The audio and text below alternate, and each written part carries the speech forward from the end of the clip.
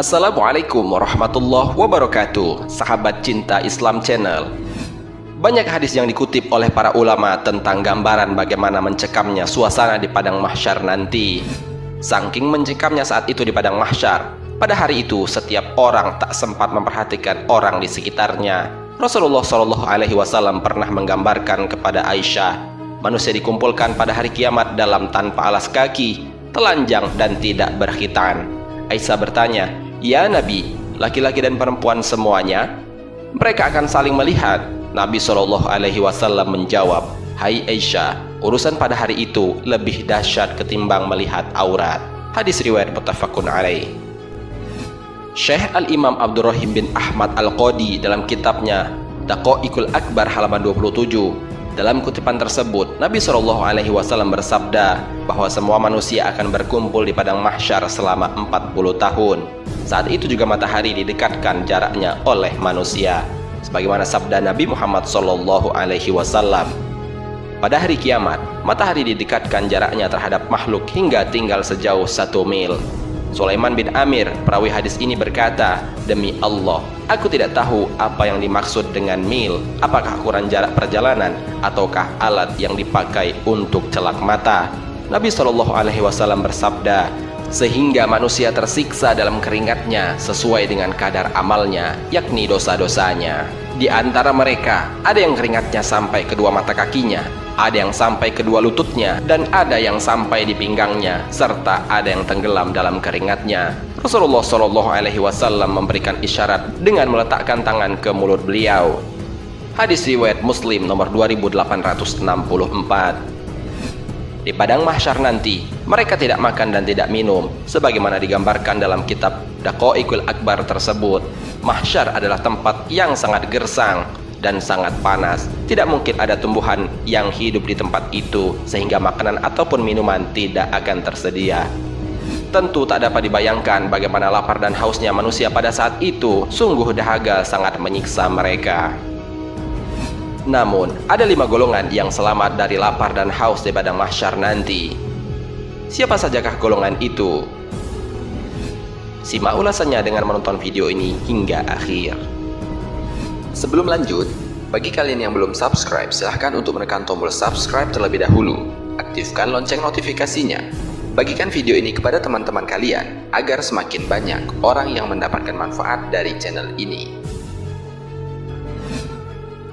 Sahabat cinta Islam Channel, dalam kitab Daqaiqul Akbar, karya Syekh Imam Abdurrahim bin Ahmad Al-Qadi mengatakan, ada 5 golongan kelak di padang mahsyar yang tidak akan merasakan kelaparan dan kehausan, ketika semua orang di hari itu merasakan kelaparan dan kehausan yang tak terhingga. Mereka adalah: pertama, para nabi. Jumlah para nabi tidak dapat diketahui. Para ulama berbeda pendapat tentang jumlah para nabi. Namun sebagai umat Islam, kita harus mengimani bahwa selain para rasul yang 25, ada nabi yang lebih dari jumlah para utusan, walaupun jumlah keseluruhan tidak dapat diketahui secara pasti. Berkat amal ibadah dan ketaatannya kepada Allah Subhanahu wa Ta'ala, mereka para nabi dibebaskan dari rasa lapar dan haus saat berada di padang mahsyar nanti. Kedua, Ahlul Bait. Ahlul Bait merupakan orang yang tidak akan merasakan lapar dan haus di padang mahsyar. Mengenai siapa sajakah orang yang termasuk Ahlul Bait, ulama berbeda pendapat. Namun menurut sebagian besar ulama salaf, Ahlul Bait itu adalah istri-istri Nabi, Ali bin Abi Thalib, Fatimah binti Rasulullah, Hasan bin Ali, dan Husain bin Ali.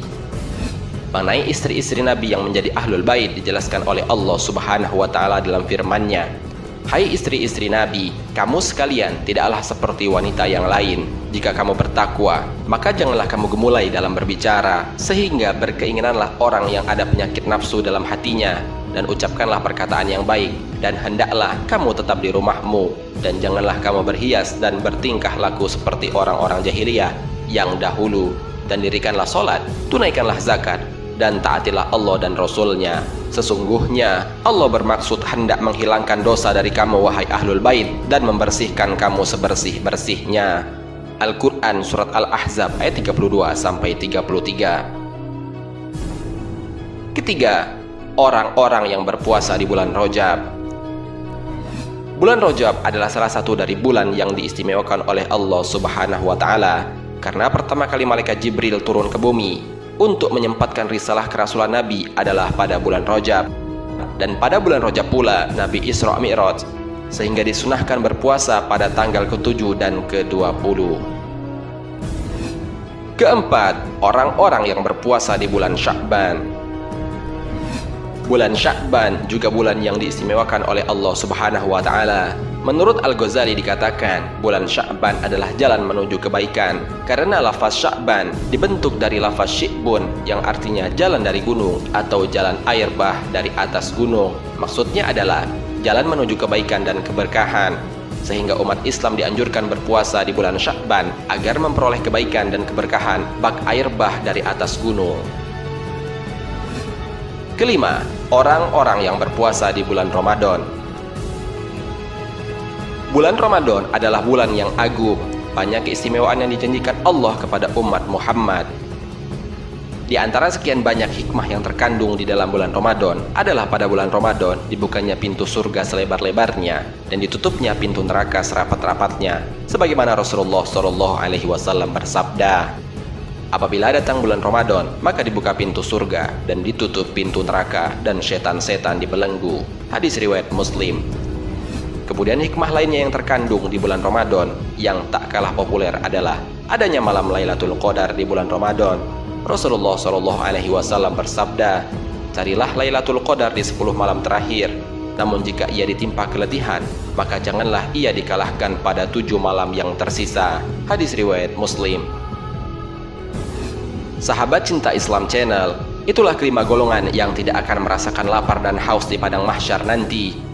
Bagi umat Islam secara umum, selain para nabi dan ahlul bait, berpuasalah di bulan Rajab, Sya'ban dan bulan Ramadan. Maka insya Allah nanti di padang mahsyar tidak akan merasakan lapar dan haus, karena 3 bulan itu adalah bulan yang agung. Sebagaimana sabda Nabi, Rajab adalah bulan Allah, Sya'ban adalah bulanku, dan Ramadan adalah bulan untuk umatku. Wallahu a'lam. Semoga bermanfaat. Wassalamualaikum warahmatullahi wabarakatuh.